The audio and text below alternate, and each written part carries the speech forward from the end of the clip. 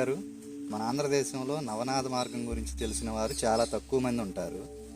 ఎంతో గొప్ప సాధన అయినప్పటికీ నాదయోగం గురించి ఎవరికీ పూర్తిగా తెలియట్లేదు. ఇంత గొప్ప సాధన మీరు మాత్రమే ఎందుకు చేస్తున్నారు? ఇది అందరికీ అందుబాటులోకి ఎందుకు తేవడం లేదు? ఇది సూటిగా జ్ఞాన మార్గం అండి. ఆ కారణం చేత జ్ఞాన మార్గంలో నిలబడే వాళ్ళు చాలా తక్కువ మంది ఉంటారు. కాబట్టి అంత పెద్దగా ప్రయత్నం చేయట్లేదు. మేము ఎందుకు చేయట్లేదు, కొంతమంది ఉన్నారు కదా, వాళ్ళంతటా వాళ్ళు వచ్చిన వాళ్ళు ఉన్నారు, సాధన చేస్తున్నారు, అద్భుతంగా గొప్ప సాధకులైనారు, మంచి ఉపాసకులే అయ్యారు. పైగా ఇది సిద్ధ మార్గం అవటంలో అప్రహపేతమైన దైవ కృప దీంట్లో ఉంటుంది ఖచ్చితంగా.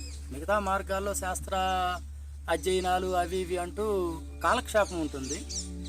వాటిని విని వాళ్ళు ఆ భావ ప్రేరణలో మునిగి తేలుతూ ఉంటారు, అది జ్ఞానం అనుకుంటుంటారు. కానీ ఇది దైవ శక్తితో కూడినటువంటి సాధన. మోక్షవాదికి దైవశక్తులు సిద్ధశక్తులు తోడు ఉండి నడిపే సాధన. కాబట్టి వీళ్ళందరికీ మనం పచారీ కొట్లో వస్తువులు అమ్మినట్లుగా దీన్ని అమ్మకూడదండి. కొంచెం చూసే చేయాలి. అగర్ ఎవరు వచ్చినప్పటికి కూడా నేర్పుతాం, కానీ కొంచెం పరీక్షించుకొని నేర్పుతాం. ఖచ్చితంగా చెప్పడానికే మేము ఉన్నాం, దాచే ఉద్దేశం ఏమి లేదు. కానీ ఈ సాధన అయితే కొంచెం కష్టమైంది. ఏవో 2 పుస్తకాలు చదివేసి అలా ఉండేది కాదు కదా. సాధనే చేయాలి, గంటల తరబడి సాధన చేయాలి. అలా సంసిద్ధులై మేము సాధకులుగా పుటం పెట్టిన బంగారంలా తయారవ్వాలి అని అనుకుంటే మాత్రం ఖచ్చితంగా సాధన నేర్పకుండా ఏమి ఉన్నాం. మనం ఎంతమంది తయారైనారు అని అంటే మనం నేర్పకుండా ఉంటే తయారవ్వరు కదా. కాకపోతే కొంచెం పరీక్షించి చూసి నేర్పుతాం. అగర్ వచ్చిన తర్వాత వాళ్ళు సాధన కోసం ఆశతో వచ్చిన తర్వాత వాళ్ళు మేము పరీక్షించి ఈ సాధన మీకు తగకపోండి అంటే వెళ్ళిపోవాలి. అలాంటి మనసుతోటి ఉంటే అలాగే సిద్ధం. లేదా ఏదైనా అనారోగ్యాలతో ఉన్న వాళ్ళు కూడా చేస్తూ ఉంటారు ఈ సాధన.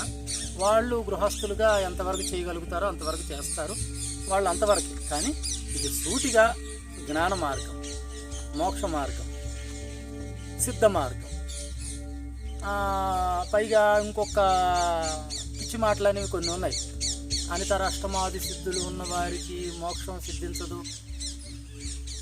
సిద్ధే లేకుండా నీకు మోక్షం ఎక్కడ ఉంది? అద్వైతం అనేది కూడా సిద్ధే కదా. కాబట్టి పరమాత్మ, మోక్షం అనేది పరమాత్మకు సంబంధించిన విషయం.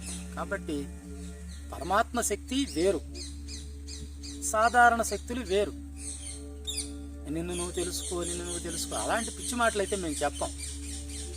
ఖచ్చితంగా దైవశక్తి మానవునిలోకి ఎలా వస్తుంది ముందు అది తెలుసుకోవాలి.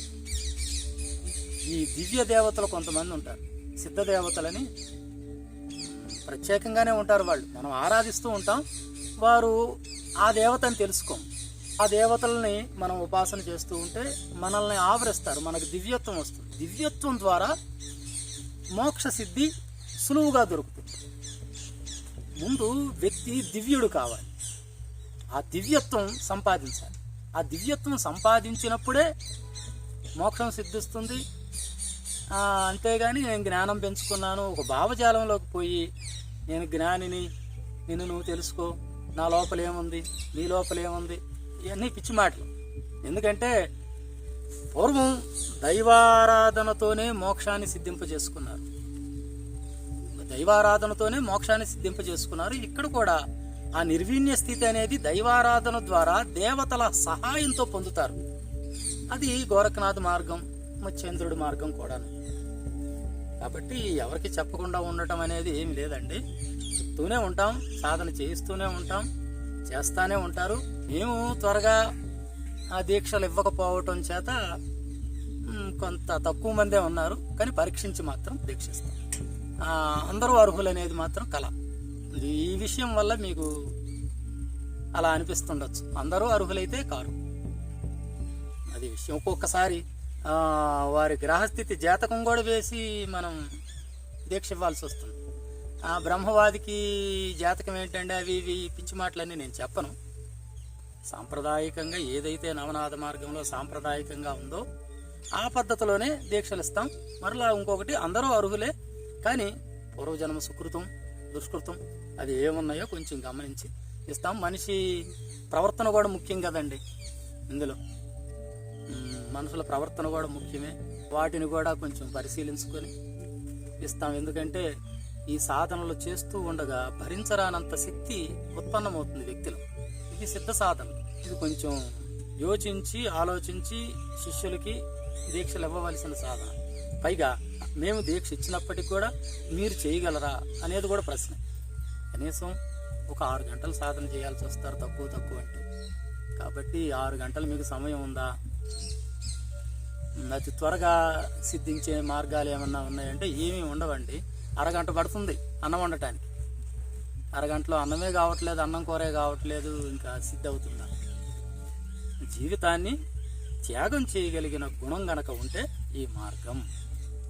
జీవితాన్ని త్యాగం చేయండి, దేవుడే కావాలి అని అనుకోండి, అప్పుడు ఈ మార్గంలో సుఖంగా సాగుతారు.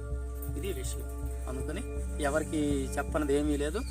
ఆసక్తులు ఎవరైనా సరే చెప్పుకోవచ్చు, మార్గాన్ని అనుసరించవచ్చు, ముందుకు వెళ్ళచ్చు. పైగా ఇది పూర్తి సాధన 12 ఏళ్ళు పడుతుందండి. కాబట్టి అంత నిరీక్షణ చేసే ఓపిక ఉందా ప్రశ్న. అంత ఓపిక ఏదో కొంతవరకు తెలుసుకుందాం అనుకుంటే అట్లా కూడా ఓకే, అలా కూడా సాధన చేయొచ్చు. ఎందుకంటే తర్వాత మీ ప్రయత్నానికి మీ పరిస్థితులకు అనుగుణంగా ఎంతవరకు చేయగలుగుతారో అంతవరకు సాధన చేయవచ్చు. ఏం పర్వాలేదు, ఎలా వీలైతే అలా ఎంతవరకు చేస్తే అంతవరకు. ఒక వ్యక్తి ఎంతవరకు పరుగు తీస్తే అంతవరకు, లక్ష్యానికి ఎంతవరకు పరుగు తీయగలుగుతాడో అంతవరకు పరుగు తీయొచ్చు. ఉపయోగమే ఉంది. కొద్ది చేసినా ప్రయోజనం ఉంది, తక్కువ చేసినా ప్రయోజనం ఉంది. లేదా నిస్సహాయతతో దడదడలాడుతూ బాధల పంకిలంలో పడి విలవిలలాడేవాడు కూడా కొంత చేసినా ప్రయోజనం మాత్రం దొరుకుతుంది. దివ్యత్వాన్ని ఇచ్చే సాధన కాబట్టి సిద్ధ సాధన వ్యక్తికి దివ్యత్వాన్ని ఇస్తుంది. కాబట్టి దేవతలే ఈ సాధకుల్ని ఆవరిస్తారు. కాబట్టి ఆ మార్గంగా కూడా ఈతి బాధలను కూడా తొలగించే సత్తా ఈ సాధనకు ఉంది. గృహస్థులు చేసుకోవచ్చు, మోక్షవాదులు చేసుకోవచ్చు.